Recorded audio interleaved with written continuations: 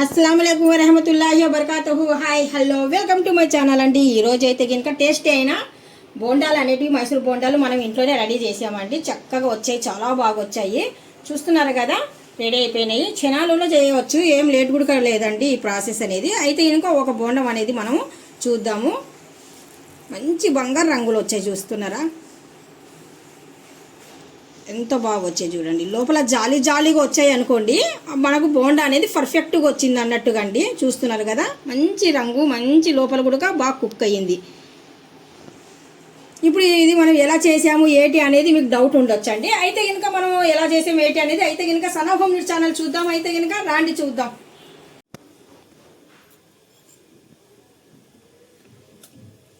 ఇడ్లీ పిండి 1 కప్ అండి, 1 కప్పు మైదా,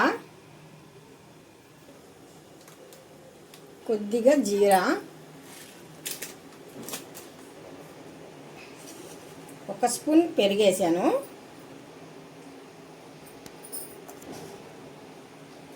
టేస్ట్కి సరిపోయినట్టుగా సాల్టు.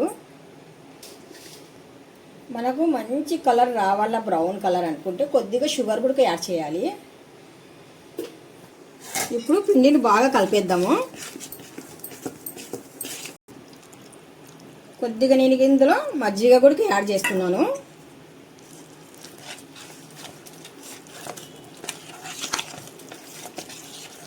పిండి మరి గట్టిగా కాకుండా మరి అంతగా లూజ్ లేకుండా మన బోండాలకి సరిపోయినట్టుగా మనం పిండి అనేది కలుపుకోవాలి, ఉండలు లేకుండా. చూస్తున్నారు కదండి, మన పిండి అనేది ఇలా ఉండాలి. మరి ఎక్కువ లూజ్ లేకుండా, అంత టైట్ లేకుండా ఈ మాత్రం ఉంటే చాలు. ఇప్పుడు మనం కలిపిన తర్వాత జస్ట్ కనీసం ఒక 30 నిమిషాలన్నా మనము ఈ పిండిని ప్లేట్ మూసి వదిలేద్దాము. అప్పటి వరకు పిండి అనేది బాగా నానుతుంది.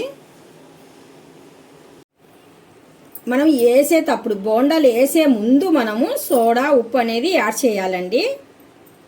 చివర్లో కొద్దిగా ఫ్రెష్ అయిన కొత్తిమీర లీవ్స్. ఇప్పుడు బాగా మళ్ళీ ఒక్కసారి కలిపేద్దాము.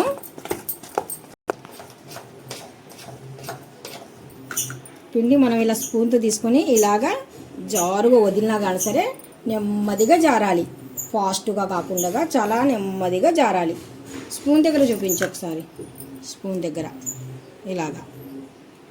ఇలా జారాలి. చూస్తున్నారు కదా, ఇప్పుడైతే మనకు బోండాలు అనేటివి బాగా పొంగి మంచి రంగులో వస్తాయండి. ఇలా కలపండి. పిండి కలిపిన వెంటనే వేయకుండా ఒక 30 మినిట్స్ అనేది ఎగ్జాక్ట్లీగా వదిలేయండి. చెయ్యి అనేది ఒక్కసారి తడిపేసి మనము ఇలాగా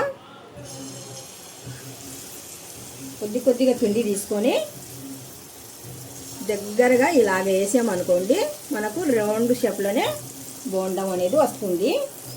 మన ప్లేస్ ఎంత ఉందో ఆ ప్లేస్ని బట్టే మనం బోండా అనేది వేయాలి. స్లో లేకుండా మరి హై లేకుండా మీడియం మంట పైన అలాగా కాలితే లోపల నుండి బాగా కుక్ అవ్వాలి అన్నమాట బోండం అనేది. ఎందుకంటే లేదంటే లోపల అనేది పచ్చిగా ఉంటుంది.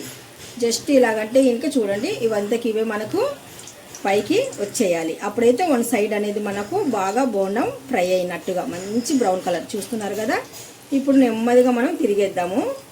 ఇప్పుడు నేను 4 వైపులా 4 దాంట్లకు ఒకసారి ఇలాగా చూస్తున్నాను టచ్ చేసి.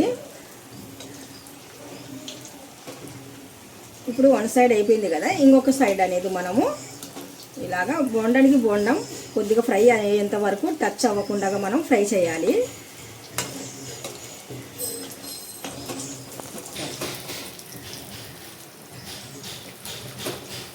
ఇలాగా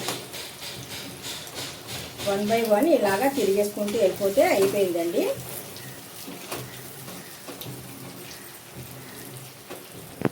మనకు 4 వైపులా మంచి కలరు, బ్రౌన్ కలర్. చూస్తున్నారు కదా, ఇలా వచ్చేయాలన్నమాట. ఇలా వచ్చాయి అనుకోండి, మనకు బోండాలు అనేవి చాలా టేస్టీగా ఉంటాయి. లోపల వరకు కూడా బాగా పిండి అనేది ఉడికిపోయి ఉంటుంది అన్నమాట. చూస్తున్నారా, ఇప్పుడు ఇలా జాలర్తో మనం తీసిన తర్వాత 1 నిమిషం పాటు ఇలా పట్టుకొని మనము ఆయిల్ అనేది ఏం లేకుండా కొద్దిగా ఇలా చూసుకొని అప్పుడు మనము ఒకవేళ మన దగ్గర పేపర్ ఉంటే ఇంకా పేపర్ పైన వేయచ్చు, లేదంటే ఇంకా ప్లేట్ పైన అయినా సరే వేయచ్చు.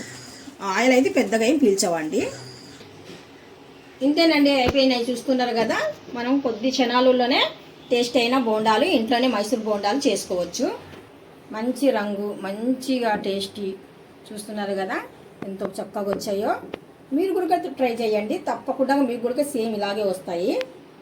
మీకు మాత్రం ఈ బోండాలు నచ్చినట్టుగా అయితే కనుక నాకు లైక్ చేయండి, షేర్ చేయండి, కామెంట్ చేయండి, సబ్స్క్రైబ్ చేసి వెళ్ళండి. అల్లా హాఫీజ్.